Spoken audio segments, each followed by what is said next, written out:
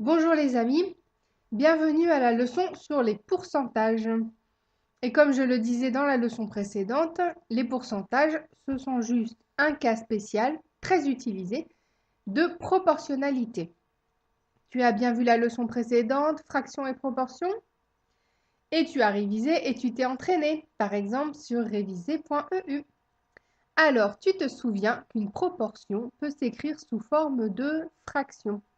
Par exemple, si je dis 9 personnes sur 10 aiment le chocolat, ça va s'écrire 9 sur 10. 9 personnes sur 10 sur un groupe de 10. Eh bien, lorsque l'on parle de groupe de 100, on dit donc sur 100 choses ou pour 100 choses, pour 100. Et comme c'est très pratique de comparer à 100, on a pris tellement l'habitude de parler de quantité pour 100 éléments que pour 100 est devenu un nom commun. On parle maintenant de pourcent tout attaché. Le nombre de pourcents représente le pourcentage. Dans notre exemple, quand je dis 90% de la population aime le chocolat, je veux bien dire 90 personnes pour 100 personnes sur 100 personnes. Et je vais l'écrire 90%. En fait, 1%, c'est comme un centième. On a un groupe que l'on coupe en 100 et on compte le nombre d'éléments qui nous intéressent. Et pour aller plus vite et éviter d'écrire pourcent tout le temps, on fait comme on fait tout le temps en maths, on utilise un symbole. Et ici, le signe du pourcent est ce signe, avec deux zéros séparés par une barre de fraction. Tu vois, c'est comme les deux zéros du 100 séparés par une barre de fraction. C'est vu? Alors maintenant, imagine que tu observes une ruche. Pour chaque groupe de 100 abeilles, tu comptes ce nombre d'abeilles gardiennes. Les gardiennes sont les abeilles qui défendent la ruche. Alors, cela fait quel pourcentage de gardiennes dans la ruche? Comme on a pris un groupe de 100, ça sera pour 100. Donc, il te suffit de compter le nombre de gardiennes et tu auras le pourcentage. Il y a donc combien? 5, oui, bien sûr. Il y a 5 gardiennes pour 100 abeilles, on a dit. Cela fait donc quel pourcentage? Ça fait 5%. Oui, encore. Toujours dans le groupe de 100 abeilles, quel pourcentage de butineuses y a-t-il maintenant? Les butineuses sont celles qui récoltent le pollen sur les fleurs, hein. Donc, tu te souviens comment on dénombre rapidement? Ici, il y a 5, 10, 15, 20, 25 butineuses pour 100 abeilles.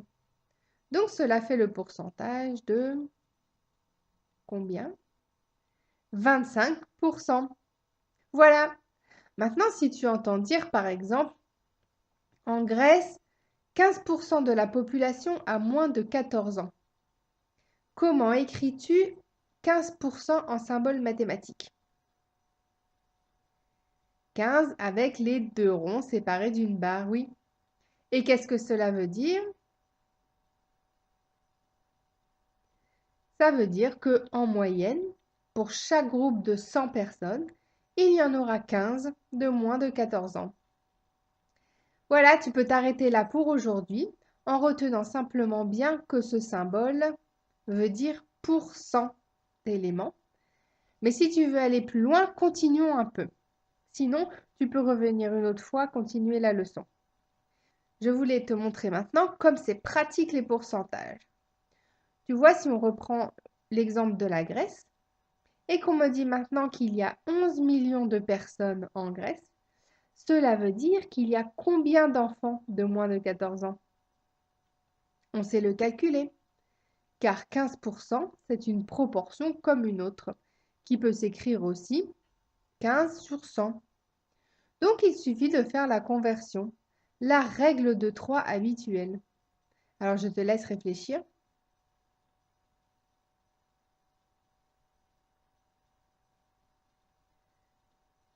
Nous avons dit pour 100 personnes, il y a 15 enfants. Donc pour une personne, il y a 15 divisé par 100 enfants. Donc pour 11 millions de personnes, il y a 11 millions fois les 15 divisé par 100 enfants. Et on trouverait à peu près 1 650 000 enfants. Voilà. En résumé, les pourcentages ne sont qu'un cas particulier des proportions. Ce sont des proportions ramenées à des groupes de 100. On dit combien on a d'éléments qui nous intéressent pour 100 éléments. Et cela nous donne un pourcentage.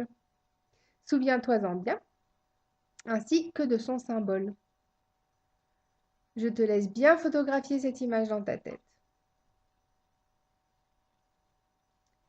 Ferme les yeux pour vérifier. Ouvre les yeux pour vérifier quand ton image était bonne. Ouvre les yeux et referme les yeux autant de fois que nécessaire pour que l'image soit claire dans ta tête.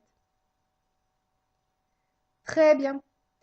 Tu as remarqué aussi que les pourcentages sont très utilisés pour parler de hausse et de baisse, d'augmentation ou de réduction. Par exemple, dans les magasins pendant les soldes, on va voir 20% de remise sur tous les articles. Qu'est-ce que cela veut dire?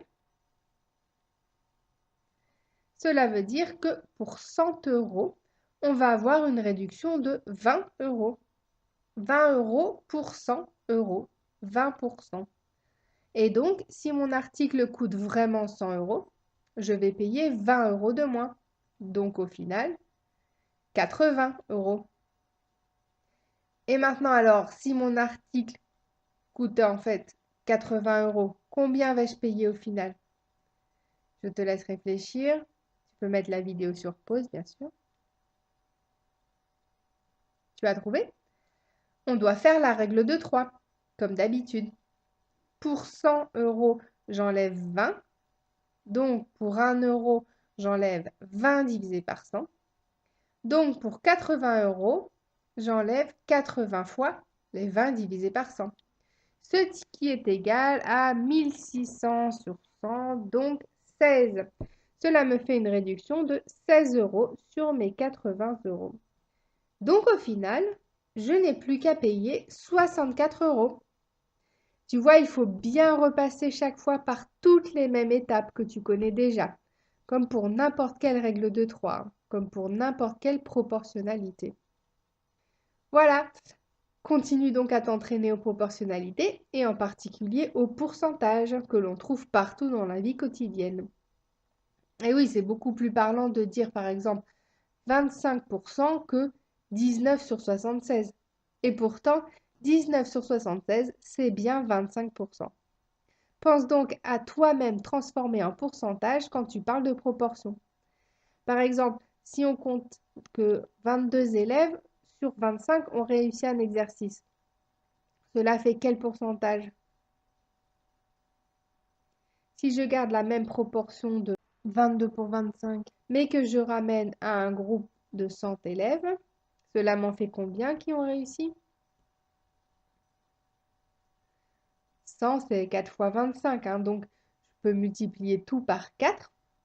Donc cela me ferait 4 fois 22 égale 88 élèves qui auraient réussi pour 100 élèves. Donc on dit 88%. Ou tu peux toujours te servir de la règle de 3 que tu connais, hein. Sur 25 élèves, 22 ont réussi. Donc pour un élève, ça correspond à 22 divisé par 25. Et pour 100 élèves, 100 fois les 22 divisé par 25. Et on retrouve 88, bien sûr. Voilà, tu as créé toi-même le pourcentage. Et c'est beaucoup plus facile de se le représenter, hein. 88% plutôt que de dire 22 sur 25. D'ailleurs, il faut avoir en tête certains pourcentages clés. Par exemple, 25%, c'est un quart. Donc, c'est facile de se le représenter tout de suite dans sa tête. Une fois que l'on est bien familiarisé avec certains pourcentages clés, on voit très bien de quoi on parle. Donc, c'est très pratique. 50%, on sait tout de suite que c'est la moitié. Tu trouveras comme d'habitude de quoi réviser et t'entraîner sur le site réviser.eu dans les leçons du professeur à tout scolaire en retrouvant la leçon Les pourcentages. Voilà, révise bien, amuse-toi bien et à bientôt.